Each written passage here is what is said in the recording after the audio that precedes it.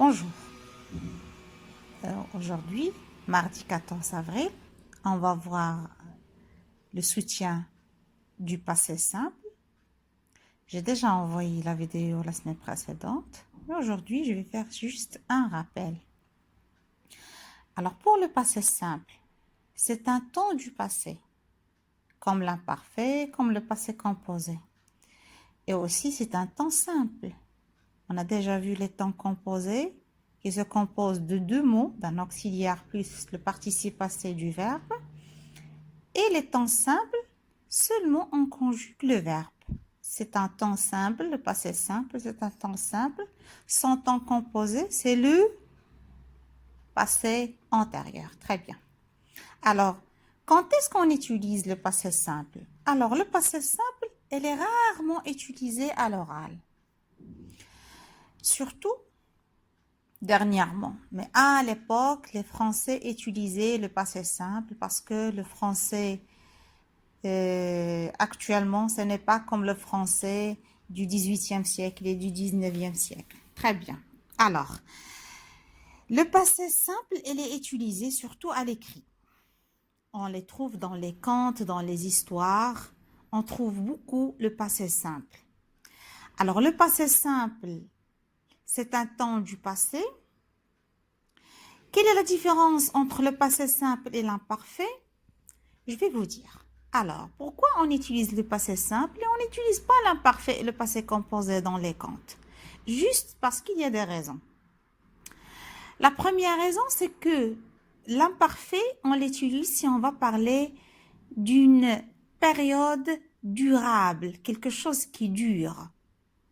Et le passé simple, il est utilisé d'une action achevée. Achevée, ça veut dire qu'il se termine rapidement. Par exemple, si je vais parler de quelque chose qui est passé l'année précédente, quelque chose qui dure, on va parler, je suis partie par exemple au marché. Alors, ça prend pas un peu de temps le marché. Je vais utiliser un temps qui dure.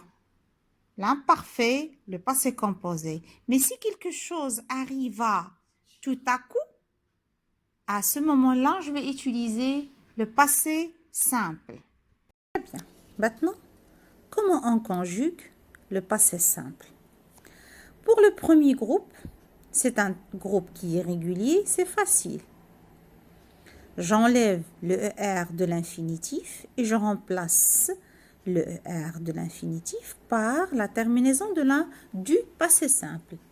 Alors, la terminaison du passé simple, avec je, AI, tu, AS, il, elle, on, A, nous, am, avec A, accent circonflexe, at, A, accent circonflexe, il, elle, le pluriel, c'est R, accent grave. Ça, c'est pour le premier groupe.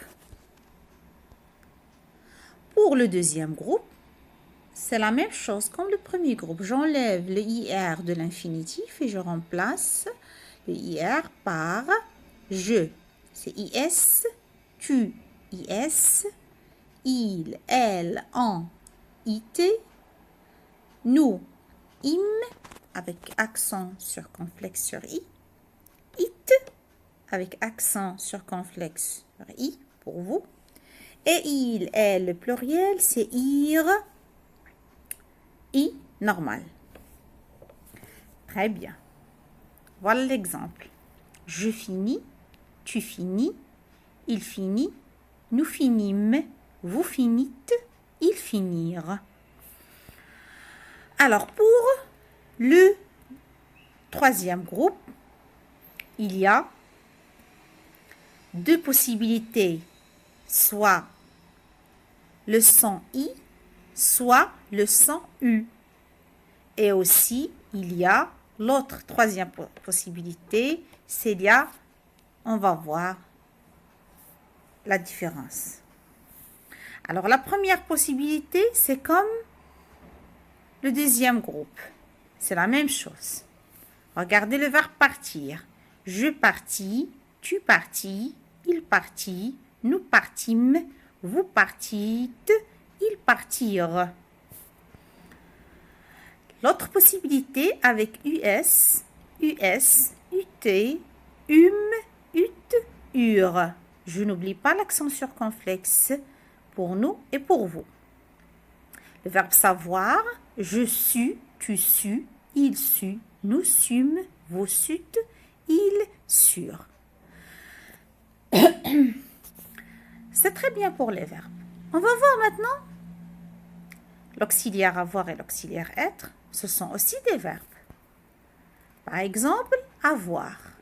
J'eus, tu, il eut, nous eûmes, vous eûtes, ils eurent. Toujours l'accent circonflexe pour nous et pour vous. Être, je fus, tu fus, il fut, nous fûmes, vous fûtes, ils furent. Je vais voir maintenant, par exemple, les verbes. Troisième possibilité qui se termine, par exemple, le verbe venir et le verbe tenir, ils ne se conjuguent pas comme les autres verbes. Regardez. Ils se terminent avec, pas avec IS, ni avec US, c'est avec INS. Et ça se prononce en. Je vins, tu vins, il vint. Nous vîmes, vous vîntes, ils vinrent. Le verbe tenir, c'est la même chose. Regardez. Je tins.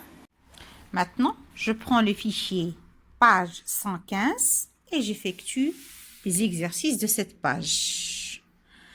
Le premier exercice, souligne les verbes au passé simple et entoure leur terminaison. Ici, j'ai deux tâches à faire. Je souligne d'abord le verbe et j'entoure la terminaison de ce verbe. Finalement, ils arrivèrent plus tôt que nous le pensions. Comme il faisait beau, elle ouvrit la fenêtre. Melik sortait de la maison lorsqu'il entendit un grand bruit.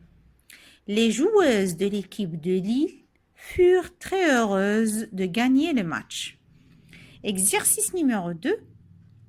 Entoure la forme du verbe entre parenthèses qui convient pour que le verbe soit conjugué au passé simple. Autrement dit, vous devez choisir la bonne réponse. Vous allez entourer, vous allez souligner, c'est la même chose. Mais moi, ici, dans la consigne, il y a « j'entoure », ça veut dire il faut entourer. La bonne réponse, ils mangeront, ils mangèrent. Au tribunal, les témoins dirent, disent. Valentine voulut, volait, voulait. Ils allaient, ils allèrent. Fatou et Li attendirent, attendront. Exercice numéro 3. Conjugue ces verbes au passé simple à la personne demandée. Nouer, à la personne elle, le pluriel. Ouvrir, il, venir, en.